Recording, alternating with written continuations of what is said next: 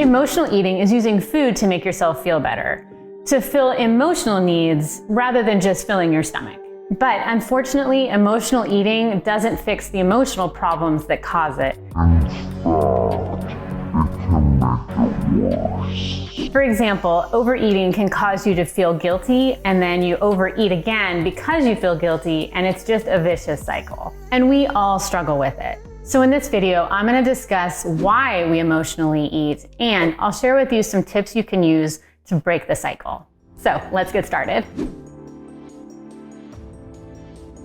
Yes, you're not going crazy. I am in a new place again with this video, and it's because we have decided to move to Austin from Dallas. We packed up the kids and a few boxes, and we're Airbnb hopping from place to place. And we're just kind of waiting on finding the right location to call our new home. And if you follow me on Instagram, you see in my stories that we are having tons of fun in Austin and kind of finding our way with this new phase of life. So there are several possible factors for why we emotionally eat.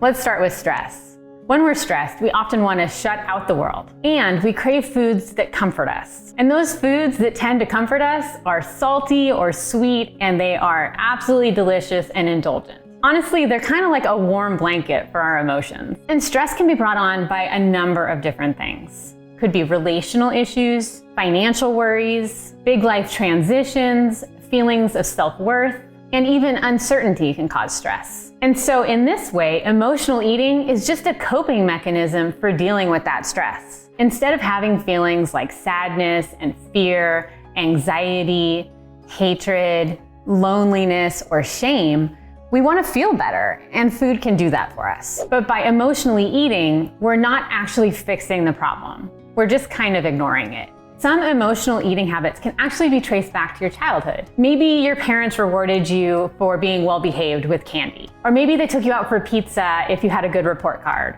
Or they gave you ice cream if you were feeling sad.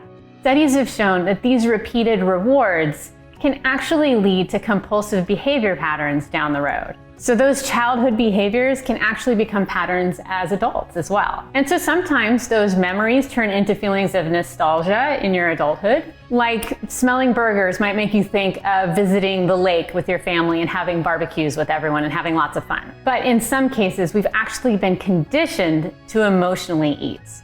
If we feel sad, we learned early on, get some ice cream. That'll make you feel better. Sometimes we emotionally eat out of boredom. You might be doing some passive activity like watching TV while you're snacking and you don't even really think about it. Food in this case is a way to occupy your mouth and your time.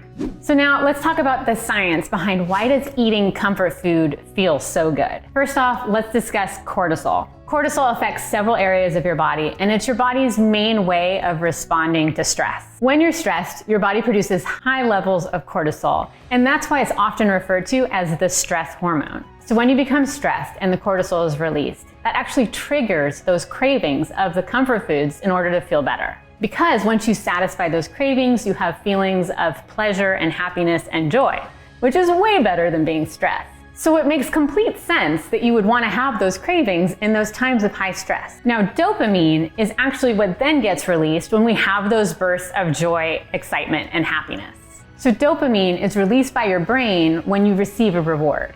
So before you can break free of the emotional eating cycle, you have to understand the difference between emotional eating and physical hunger. This can be trickier than it sounds, especially if you often use food to deal with your feelings.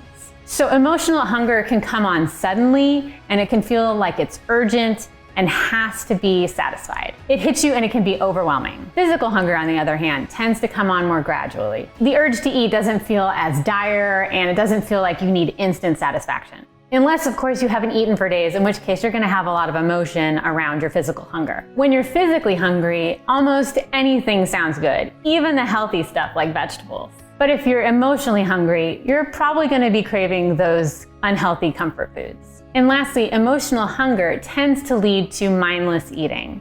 You could finish a whole bag of chips or a whole pint of ice cream without even noticing it. But physical hunger, on the other hand, has more of an awareness to it. And once you actually eat enough to feel full, you notice it. So now that you understand the causes and the science behind emotional eating, let me share with you some tips for how to actually stop it when you feel them coming on. So tip number 1 is to control the urge. First, it's important to identify why you're having that urge. Are you stressed, sad, lonely, tired?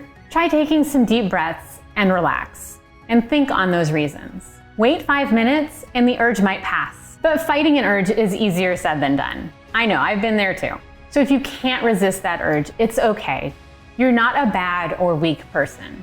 Getting to this point took years, and so learning to overcome this is going to be a gradual process. One thing that I found that helps is when you're eating, just slow down and savor your food. You'll feel more full and you'll enjoy the experience of eating the food. And your urge and desire to keep eating will go away before you finish that pint of ice cream. Another tip is to keep an emotional eating diary. It can be really helpful to start to identify patterns behind your emotional eating. And one way to do this is by keeping a food diary where you can track your mood and what foods that you chose when you felt that way. Every time you overeat, you write it down. You write down what you were thinking that might have triggered it, and you write down the food that you had.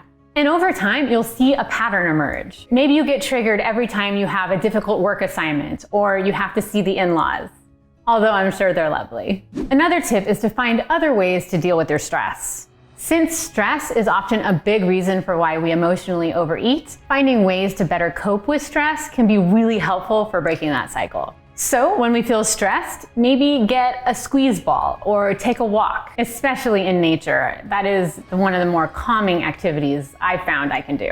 In fact, did you know that just spending 20 minutes in nature has been shown in studies to actually help lower stress hormones? Probably one of the reasons I'm in Austin now, because there's a lot of nature around. And exercise is another great way to reduce stress. Now, it's no secret that exercise has a really good effect on the brain and the body, especially when it comes to reducing overall stress levels.